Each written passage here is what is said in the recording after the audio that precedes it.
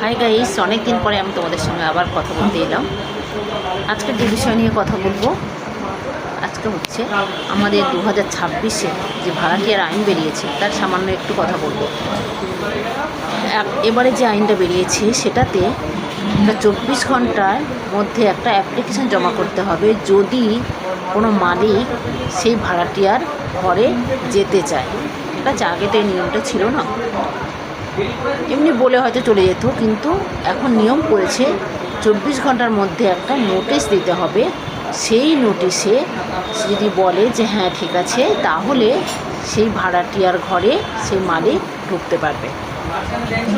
এটা হচ্ছে 1 নম্বর। 2 নম্বর হচ্ছে এগ্রিমেন্টটা, যেটা ভাড়াটিয়ার যে রেন্ট এগ্রিমেন্ট হয় সেটাতে অবশ্যই সেটাকে রেজিস্ট্রেশন করতে হবে।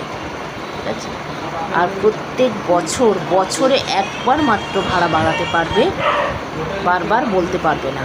আর কোনো হয়তো জলের অসুবিধা হচ্ছে বা ইলেকট্রিকের কোনো অসুবিধা হচ্ছে, সেক্ষেত্রে মালিককে বলার পরে যদি সে সারিয়ে না দেয়, তাহলে সেই ভাড়াটিয়া যদি নিজে সারিয়ে নেয়, তাহলে সেই পেমেন্টটা, যে টাকাটা খরচা হবে সেই টাকাটা কিন্তু মালিককে পেমেন্ট করতে হবে। মানে মালিক সেই খরচার টাকাটা পেমেন্ট করবে।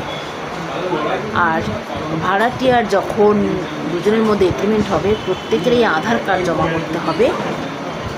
আর হচ্ছে এইভাবে এই কয়েকটা বললাম, আবার ডিটেলসটা ভালো করে তোমাদেরকে আমি আর একটা ভিডিওতে বলবো।